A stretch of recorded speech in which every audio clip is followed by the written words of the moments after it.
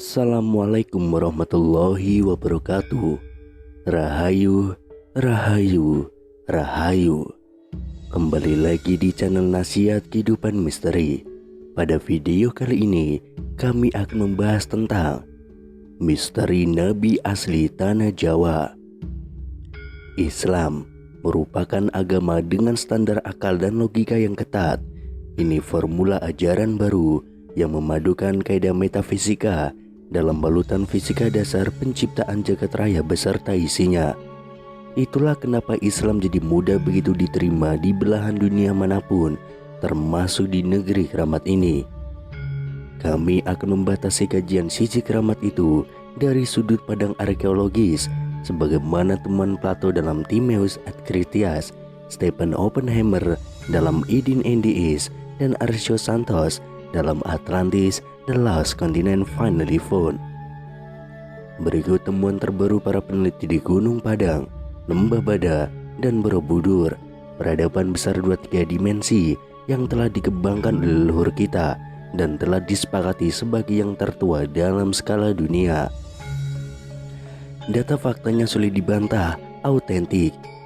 Dari penelitian mereka lah mencuat nama Lemuria, Atlantis, dan Dwi Pantara. Ketiganya mengembangkan ajaran yang sama, yaitu Sundayana atau pemujaan matahari. Percaya atau tidak, sampai hari ini kita masih menjalankan laku itu tanpa kesadaran yang utuh. Supaya kita tidak kehabisan energi mengulas riwayat sepanjang 70.000 tahun ke belakang sana, cukup kami sodorkan nukilan dari sebuah naskah Layang Joyoboyo atau Layang Noto, berdasarkan manuskrip yang dikumpulkan oleh Raden Mas J.R. Basuki dan Michael Suar, yang disusun dan diahlibahasakan oleh Pangeran Bendoro Susetyo dan Setyo Hajar Dewantoro. Ini merupakan bagian dari manuskrip kuno Gunung Klotok yang berisi wahyu Tuhan yang ditangkap oleh Josono yang turun pertama kali pada 4336 sebelum Masehi. Angka tarik itu saja jauh lebih dulu 2000 tahun dari kelahiran Ibrahim alaihissalam di Ur Kasdim, yaitu pada 2510 sebelum Masehi atau Irak sekarang ini. Sebagai patria agama Samawi, perannya tidak diragukan lagi. Ia adalah pembawa ajaran tauhid bagi Yahudi, Kristen, dan juga Islam. Namanya yang tersusun dari dua kata Ibrani, yaitu Ibn Rahim, bisa diartikan dengan Bapa umat manusia yang penyayang. Menjadi wajar bila kemudian tiga agama Samawi itu mempunyai kesamaan visi dalam ajarannya. Sebentar kita tinggalkan Ibrahim di Ur, kini kita menuju ke Mekah dan Madinah yang menjadi epicentrum ajaran Muhammad bin Abdullah. Islam yang ia bawa mendarat di sini nyaris sezaman dengan kehadirannya di dua kota suci itu, yaitu abad ke-6 Masehi. Mengacu pada visi besar Josono di atas, artinya kemapanan ajaran Sundayana kemudian mengalami perkawinan silang atau malah tergerus. Bagaimana cara membuktikannya? Mudah sekali, dengan memahami laku keberagamaan dan kehidupan kita hari ini yang masih dogmatis, doktriner, ataupun sebaliknya. Bentuk perkawinan mesra tersebut dapat kita temukan pada ajaran kaum sufi, yaitu tasawuf atau tasofi, semisal Syekh Al-Akbar Muhyiddin Ibnu Arabi dan Maulana Jalaluddin Rumi.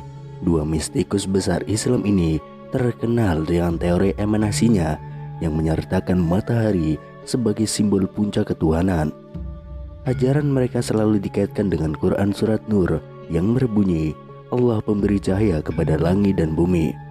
Ibnu Arabi menamakan teorinya ini dengan Wahdatul Wujud. Syekh Burhanpuri yang menganut ajaran itu dan masuk ke negeri Katulistiwa menerangkannya dalam kitab Martabat 7 setali 3 uang saja, sama membahas perkara cahaya dan matahari. Sekarang mari kita kembali pada Josono, sosok Rama Agung yang menyerap limpahan wahyu dan mencatatnya dalam kitab Layang Swara Dana 1 yang berbunyi, Ono kang hanitahake siti panglingan Jawa, sumarang encong soler wase ceduluk Gusti. Sinungan Gusti kang sawara gesang, hanitahake sawara prawasanga gesang Siti Pangelingan Jawa. Saking bayinat kang peteng saknalika Gusti sumilahake trawang lan menteh kang Gusti cinanten tumuwu. Yang artinya ada yang menjadikan tanah pengingat Jawa beserta segala isinya yang dijuluki Gusti. Dialah Gusti yang merupakan permulaan hidup, menjadikan permulaan aturan kehidupan tanah pengingat Jawa dari keadaan yang gelap. Seketika itu Gusti mengubahnya menjadi terang dan nyata. Apa yang Gusti ucapkan bertumbuh. Jawa yang dimaksud dalam teks itu jelas bukan sekedar suku atau pulau dalam terminologi kita sekarang ini. Jika kita memahaminya berdasarkan pendekatan sastra jendra, Hayoningrat Pangruating Diu atau ajaran keindahan semesta untuk meruat keangkaraan diri, maka Jawa bisa dimaknai sebagai laku hurip nan suwung, kosong dari segala yang bukan dia.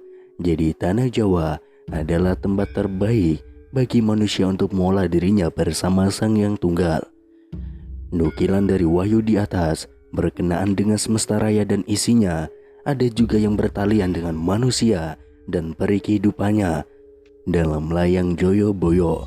Supaya sira warang Jawa bisa piwane pangerten marang tumitah Jawa, uga tumitah liyane ingkar sukiye, supaya sakebeng tumitah bisa jumbuh marang Gusti. Mula kang denggil prasa kantan kena kinaya ngapa, ananing calma tumitah ki wangkal marang Gusti kang paring urip lan patine kabeh tumitah. Kiye wahono Gusti. Yang artinya agar engkau orang Jawa bisa memberi pengertian kepada seluruh manusia Jawa, juga manusia lain di jagat raya ini, agar seluruh manusia bisa jumbuh atau bersenyawa dengan Gusti yang melampaui segalanya, yang tidak dapat dibatasi oleh apapun, tetapi manusia keras kepala kepada Gusti yang memberi hidup dan mati kepada seluruh keberadaan.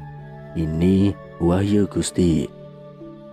Berpegang pada hadis Nabi Muhammad SAW yang mengatakan bahwa ada 124.000 nabi dan rasul yang tidak tercatat Al-Quran, maka Josono sangat layak kita dapuk menjadi nabi pada zamannya. Amatilah wahyu yang diterima oleh Josono dengan Al-Quran dalam Islam, sejatinya sama belaka, berbicara mengenai perintah bagi manusia agar menjadi wakil Tuhan di bumi sebagai penyebar rahmat bagi jagat alit, jagat gede, dan maha jagat. Tuntutan kita sekarang ialah mengajari diri sendiri tentang betapa indahnya belajar dalam hidup, dan hidup yang selalu dalam kondisi belajar. Ilmu terkait menuntun diri ini sudah merupakan riwayat langka di zaman kita ini.